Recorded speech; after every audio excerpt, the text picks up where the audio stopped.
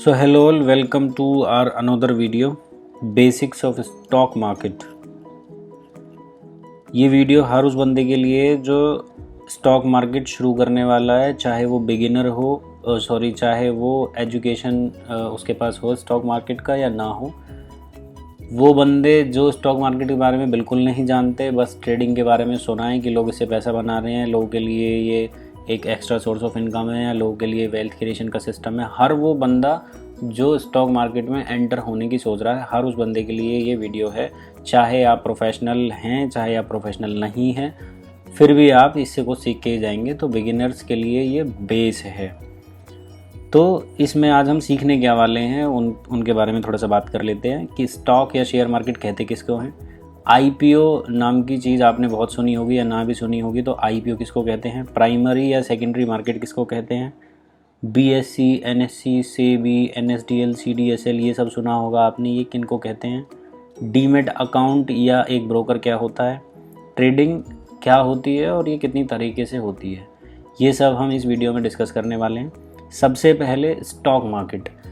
अब आपने stock market, share market या इक्विटी मार्केट, ये तीन नाम अलग अलग जगह से सुने होंगे, तो आपको बता दूं ये तीनों ही नाम एक ही चीज़ के हैं। स्टॉक मार्केट कह लो, स्टॉक प्राइस कह लो, शेयर प्राइस कह लो, इक्विटी प्राइस कह लो, इन तीनों का एक ही मतलब है। तो ये एक ही बाप के तीन बेटे हैं, मतलब ये तीनों एक ही चीज़ है। अब स्टॉक मार्केट कहते किसको हैं, ये सारी वीडियो जो भी मैं रिकॉर्ड कर रहा हूँ ये सारी लेमन लैंग्वेज में होंगी और कोई प्रोफेशनलिज्म तरीके से मैं इसमें बात नहीं करूँगा, क्योंकि प्रोफेशनल तरीके से डिग्रियों में और गूगल पे बहुत कुछ पढ़ा है। मैं उस हिसाब से बात करूँगा कि एक लेमन लैंग्वेज में आप समझ सको, देसी भाषा में आप समझ सको। स्टॉक, शेयर या इक्विटी कहते किसको हैं।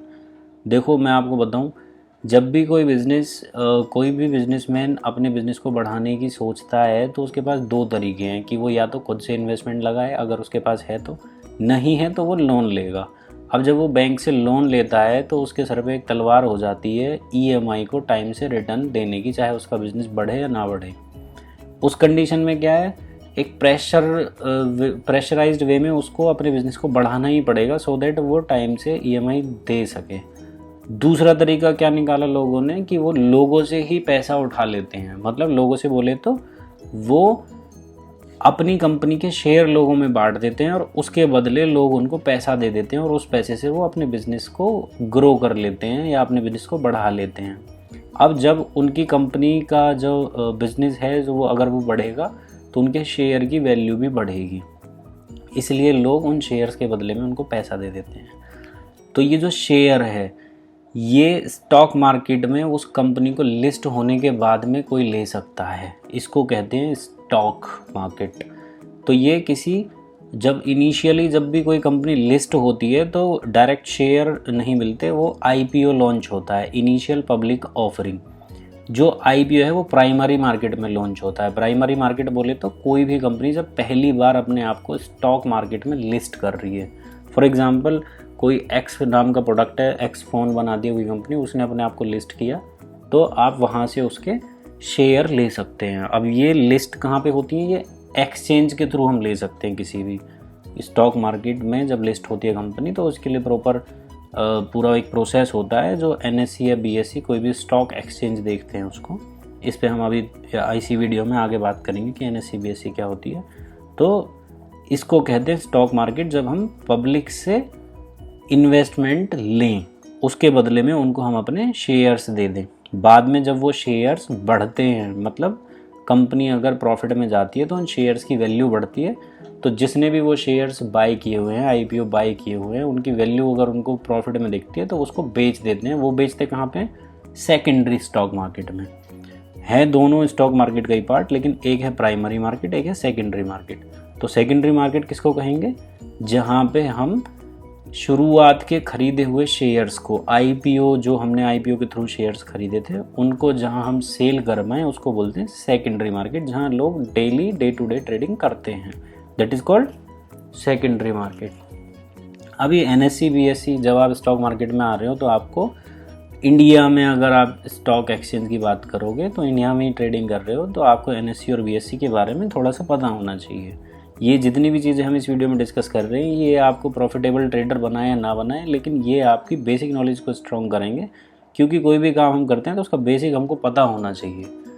अब NSE क्या है, नेशनल स्टॉक एक्सचेंज, ये मुंबई में बेस्ड है, 1992 में बनी थी और ये पहली ऑनलाइन यानी इलेक्ट्रॉनिक ट्रेडिंग फैसिलिटी इसने अवेल कराई थी। उससे पहले मैनुअल ऑर्डर्स की पंचिंग होती थी और वो BSE से होती थी।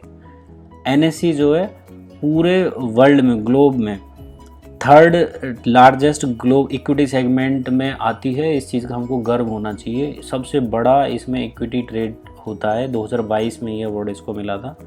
और NSE का जो मेन इंडेक्स है निफ्टी 50, टॉप 50 जो कंपनी है NSE में जो लिस्टेड है, उन सब की एक एवरेज प्राइस हम जो काउंट करते हैं वो निफ्टी 50 से हमको दिखता है। आपने सुना होगा कि निफ्टी इतने पॉइंट बढ़कर, न्यूज़ में अक्सर हम सुनते हैं इतने पॉइंट बढ़कर बंद हुई है, इतने पॉइंट घटकर बंद हुई। तो निफ्टी 50 इस नाम का कोई लॉजिक नहीं है। 50 कंपनीज की वजह से इसको निफ्टी बोलते हैं, 50 से निफ्टी बनाया और N इसमें जो लगा है वो NSE से लिया गया होगा। अभी बात करते हैं BSE की। BSE जो है बॉम्बे स्टॉक एक्सचेंज, ये दलाल स्ट्रीट मुंबई में है और ये सबसे पुराना स्टॉक एक्सचेंज है एशिया का। और इसका जो इंडेक्स है, जिससे इसकी जो टॉप 30 कंपनीज हैं उनका जो एवरेज प्राइस है उसको सेंसेक्स बोलते हैं। जो इसका इंडेक्स है, जैसे NSE में निफ्टी 50 बोलते थे तो इसके में सेंसेक्स बोलते हैं। आपने सुना होगा बहुत बार न्यूज़ में कि सेंसेक्स इतने अंक बढ़कर बंद हुआ या इतने अंक घटकर बंद हुआ। तो ये BSE है, बॉम्बे स्टॉक एक्सचेंज। और ये बाद में ऑनलाइन हुई थी। पहले NSE ने, इसमें बहुत सारे घोटालों की और बहुत सारी मतलब ट्रांसपेरेंसी बहुत कम थी। फिर NSE पिक्चर में आई थी और NSE के बाद में फिर BSE भी धीरे धीरे स्ट्रॉन्ग हो गई थी। अब सेबी क्या है? सेबी की जो फुल फॉर्म है वो securities and exchange board of India है। इसका काम क्या है, जो भी लोग इन्वेस्ट कर रहे हैं शेयर मार्केट में या ट्रेडिंग कर रहे हैं, उनके हकों की लड़ाई लड़ना और उनके फेवर में या उनके साथ कोई धांधली ना हो, उनके साथ कोई बेकार चीज़ ना हो, वो सारे राइट्स को प्रिजर्व करती है, प्रोटेक्ट करती है और इन्वेस्टर के फेवर में जो काम करती है वो सेबी है। NSDL और CDSL क्या है? आप अगर स्टॉक मार्केट में आते हैं तो NSDL, CDSL इनके बारे में आपने बहुत सुना होगा। अब NSDL national security depository limited और CDSL central depository services limited. इनका काम क्या है, जब भी कोई बायर या सेलर, मतलब आप स्टॉक मार्केट में कोई भी शेयर बाय कर रहे हो या सेल कर रहे हो, अब पहले तो मैनुअल ऑर्डर होते थे कि मैं ब्रोकर के थ्रू जाके ले रहा हूँ, वो उनके डॉक्यूमेंट मेरे घर पे आ रहे हैं साइन होकर पोस्ट ऑफिस के थ्रू या जैसे भी मैनुअली तरीके से करते थे। लेकिन अभी क्या है, ऑनलाइन है। घर से ही बैठ के आप लैपटॉप या अपने मोबाइल फ़ोन से ट्रेडिंग करते हैं, शेयर्स का जो लेन देन है वो करते हैं। तो उनकी जो पैसे की ट्रांजैक्शन है, मनी जो रोटेट हो रहा है, उनकी जो ट्रांजैक्शन है उसको NSDL और CDSL की मदद से किया जाता है। NSDL सबसे बड़ा मतलब लार्जेस्ट सिक्योरिटी डिपॉजिटरी है वर्ल्ड के अंदर, ये हमारे ही देश का है तो ये सबसे बड़ा है। CDSL सेकेंडरी लार्जेस्ट है, सेकेंड लार्जेस्ट है। तो NSDL और CDSL के थ्रू ही बायर को उसके स्टॉक और सेलर को उस स्टॉक के बदले में पैसे की जो ट्रांजैक्शन है वो कंट्रोल होती है। तो ये इंटरमीडिएटरी का काम करती हैं बेसिकली सेलर और बायर के बीच में। ये NSDL CDSL भी हम कई बार सुनते हैं, तो ये टर्म्स पता होनी चाहिए कि ये क्या है। अभी बात करते हैं कि डीमेट अकाउंट या ब्रोकर किसको कहते हैं। जैसे हम बैंक में पैसा रखते हैं तो बैंक अकाउंट होता है हमारे पास में, उसी तरह से जब भी कोई हम स्टॉक, बॉन्ड या जितने भी इन्वेस्टिंग के, इंश्योरेंस हो गए, इन्वेस्टमेंट के जितने भी डॉक्यूमेंट्स होते हैं उनको हम नॉर्मल बैंक अकाउंट में नहीं रख सकते, ना ही ट्रेड कर सकते। तो उसके लिए हमको एक डीमटीरियलाइजेशन अकाउंट ओपन कराना होता है जिसको बोलते हैं डीमेट अकाउंट। तो हमको अगर ट्रेडिंग करनी है, आपको अगर ट्रेडिंग करनी है तो उसके लिए आपको एक अकाउंट ओपन करना पड़ेगा जिसको डीमेट अकाउंट बोलते हैं। इसके थ्रू हम सारे इन्वेस्टमेंट के जितने भी पर्पज़ है, इंश्योरेंस हो गए, स्टॉक बॉन्ड हो गए, उनको ट्रेड कर सकते हैं या उनकी लेन देन कर सकते हैं। अब पहले क्या होता था कि जो भी बंदा किसी कंपनी के शेयर बाय करता था या उसमें ट्रेड करता था तो वो एक दलाल के थ्रू होते थे। दलाल स्ट्रीट मुंबई में इसी की वजह से नाम पड़ा था क्योंकि वहाँ पे बहुत सारे दलालों के ऑफिस होते थे। तो अब मैनुअल तो दलाल रहे नहीं है, तो ये जो डीमेट अकाउंट के जो धारक हैं, मतलब जो इनके ऑनर्स हैं, फाउंडर्स हैं, वो ब्रोकर्स हैं और वो डीमेट अकाउंट की फैसिलिटी हर ट्रेडर को देते हैं। तो एक ब्रोकर के थ्रू हम डीमेट अकाउंट ओपन करते हैं, जैसे जीरोधा हो गया, अपस्टॉक्स हो गया, 5 पैसा हो गया, फायर्स हो गया, बहुत सारे हैं। अगर आप चाहोगे कि इस पे भी मैं डिटेल वीडियो बनाऊं कि कौन सा सही हो सकता है एक बिगिनर के लिए जो ये ब्रोकर है, डीमेट अकाउंट है, और कैसे इसकी प्रोसेस है ओपन करने की, वो सारी मैं डिटेल में वीडियो फ्यूचर में ला सकता हूँ। अगर आप लोग कहेंगे तो कमेंट सेक्शन में बताना मुझे। अभी बात करते हैं कि ये सब हमको पता चल गया कि स्टॉक किसको कहते हैं, स्टॉक मार्केट किसको कहते हैं, ट्रेडिंग किसको कहते हैं। अब क्वेश्चन ये है, ट्रेडिंग मतलब कि जो हमने आईपीओ में प्राइमरी मार्केट से जो शेयर बाय किए थे या तो उनको, या फिर हमने आईपीओ के बाद में जो सेकेंडरी मार्केट से जो शेयर बाय किए थे उनको सेकेंडरी मार्केट में बाय या सेल करने को ट्रेडिंग बोलते हैं। मतलब सेकेंडरी मार्केट में जो बाइंग या सेलिंग होगी उसको ट्रेडिंग बोलते हैं। अभी ट्रेडिंग कितनी तरह से की जाती है? नॉर्मली ये जो 5-6 तरीके होते हैं। रैंडम ट्रेडिंग मतलब जैसे आपको कहीं से पता लगा कि आपके किसी दोस्त ने रिलायंस के कुछ शेयर बाय किए और उसने कुछ प्रॉफिट में बेच दिए, तो आप भी बस ऐसे ही दोस्त की सुन के और रिलायंस कंपनी के शेयर बाय कर। या आप कोई न्यूज़ आपने देखी जी न्यूज़ पे या CNBC या किसी भी न्यूज़ चैनल पे आपने देखा कि वहाँ पे फलानी कंपनी में इन्वेस्टमेंट बढ़ी है, तो आपने भी ऐसी न्यूज़ बेस्ड इन्वेस्टमेंट कर दी। आपको कोई नॉलेज नहीं थी शेयर मार्केट की, आपको कोई नॉलेज नहीं थी उस पर्टिकुलर स्टॉक की, आपको कोई फंडामेंटल या टेक्निकल एनालिसिस नहीं आता था, आपने बस कहीं से बात सुनी और आपने शेयर या स्टॉक की परचेज या बाइंग कर ली। तो this is called random trading. Insider news trading किसको कहते हैं? जैसे अब आप किसी कंपनी के बोर्ड ऑफ डायरेक्टर के मेंबर हैं, तो आपको पता है कि आपकी कंपनी में अगले 6 महीने में कुछ प्लान्स की वजह से, कुछ गवर्नमेंट पॉलिसीज़ की वजह से, या जो भी आपकी इंटरनल पॉलिसीज़ है उनकी वजह से आपका जो बिज़नेस है वो अगले 6 महीने में बहुत ज़्यादा आगे जाने वाला है। तो ये आपको पता चल जाएगी चीज़ और आप पहले से उस कंपनी के स्टॉक्स को बाय करके रख लेंगे। This is called insider news based trading. तो ये हर कोई बंदा तो कर नहीं सकता है, पर्टिकुलर जिसके पास में अंदर की पुख्ता जानकारी है, न्यूज़ है, तो वही कर सकता है। थर्ड जिसकी हम बात करने वाले हैं, quantum analysis based trading. Quantum analysis मतलब इसके नाम से ही पता चल रहा है कि इसमें बहुत कंपनी की पूरी एक पुराने रिकॉर्ड को उठाया जाता है और उससे बहुत सारे नंबर्स की कैलकुलेशंस होती है और उन कैलकुलेशंस के बेस पे हम आगे ट्रेड करते हैं।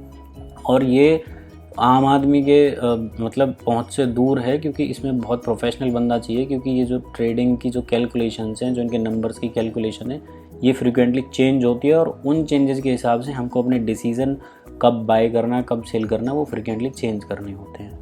Fourth is fundamental analysis. ये भी हम बहुत बार सुनते हैं। फंडामेंटल एनालिसिस बोले तो कि कंपनी का डेब्ट टू इक्विटी रेशियो क्या है, कंपनी के प्रमोटर्स कैसे हैं, कंपनी में फॉरेन इन्वेस्टमेंट कितना है, कंपनी की जो पॉलिसीज़ हैं वो क्या हैं, एनवायरनमेंट पे क्या फ़र्क डालती है, आने वाले टाइम में क्या हो सकता है। ये सारी चीज़ें जो इसके फाइनेंशियल से रिगार्डिंग है, जो इसके आने वाले फ्यूचर स्कोप से रिगार्डिंग है, इन सारी चीज़ों के बेस पे अज्यूम करना कि आने वाले टाइम में ये बिज़नेस या ये स्टॉक का प्राइस कितना आगे जा सकता है या कितना पीछे जा सकता है, उसके बेस पे ट्रेडिंग करने को फंडामेंटल एनालिसिस बेस्ड ट्रेडिंग कहते हैं। Last is technical analysis.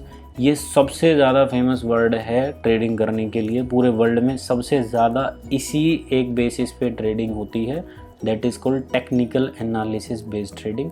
अब इसमें क्या होता है, इसमें जो स्टॉक, किसी भी कंपनी के स्टॉक का जो प्रीवियसली उसने कैसे काम किया है, कितना वो ऊपर बढ़ा, कहाँ आके वो रुका, फिर कहाँ जाके वो नीचे रुका, कहाँ पे वो प्राइस कितना और ऊपर जा सकता है, प्रीवियस चार्टिंग को देख के फ्यूचर का अंदाज़ा लगा के उसके हिसाब से ट्रेड करने को टेक्निकल एनालिसिस बेस्ड ट्रेडिंग कहते हैं। तो ये मोटा मोटा 5 तरीके हैं जिनसे लोग ट्रेडिंग करते हैं, जिसमें सबसे फेमस है टेक्निकल एनालिसिस बेस्ड। आने वाले टाइम में इस पर बिल्कुल ज़रूर वीडियो बनाएंगे। मैं खुद टेक्निकल एनालिसिस बेस पे ट्रेडिंग करता हूँ और इन्वेस्टमेंट के लिए फंडामेंटल एनालिसिस भी देख लेता हूँ, बट मेजर है टेक्निकल एनालिसिस बेस्ड। अभी ये आज की वीडियो में बस हम इतनी बात करेंगे, क्योंकि एकदम से बहुत ज़्यादा बताना ठीक नहीं है, वीडियो को ज़्यादा लंबा भी नहीं करूँगा। तो आने वाले टाइम में किन किन टॉपिक पे हम बात करेंगे अपनी वीडियोस में, ये पार्ट 1 था। नेक्स्ट जो पार्ट्स आएंगे उनमें किन किन चीज़ों पे बात करेंगे वो थोड़ा सा बता देते हैं। टर्मिनोलॉजीज़ बहुत सारी हैं शेयर मार्केट में जिनको हम सुनते रहते हैं, लॉन्ग पोजीशन, शॉर्ट पोजीशन, और भी कई सारी हैं। कुछ टर्म्स हमने आज की वीडियो में कवर किए हैं, जैसे कि NSE, SEBI, CDSL, ऐसे और भी बहुत सारी टर्म हैं जो एक बिगिनर को पता होनी चाहिए ताकि वो कंफर्टेबली ट्रेड कर पाए। ट्रेड करने से पहले उसको पता होनी चाहिए, तो उन पे बात करेंगे। डीमेट अकाउंट कैसे ओपन करते हैं उसकी भी प्रोसेस के बारे में हम आने वाली वीडियोस में बात करेंगे। लॉन्ग पोजीशन या शॉर्ट पोजीशन किसको कहते हैं, बुलिश या बियरिश मार्केट किसको कहते हैं, रिस्क मैनेजमेंट ये बहुत इंपॉर्टेंट टॉपिक है, इस पर भी हम बात करेंगे। पोजीशन साइजिंग ये प्रॉफिटेबल ट्रेडर बनने के लिए बहुत इंपॉर्टेंट चीज़ है। वॉल्यूम एंड प्राइस और वॉल्यूम का बेस्ड पे कैसे आगे हम ट्रेडिंग कर सकते हैं, इस चीज़ पे हम बात करेंगे। प्राइस एक्शन और टेक्निकल एनालिसिस ये बहुत इंपॉर्टेंट टॉपिक है, इन सब पे हम आने वाली वीडियोस में बात करेंगे।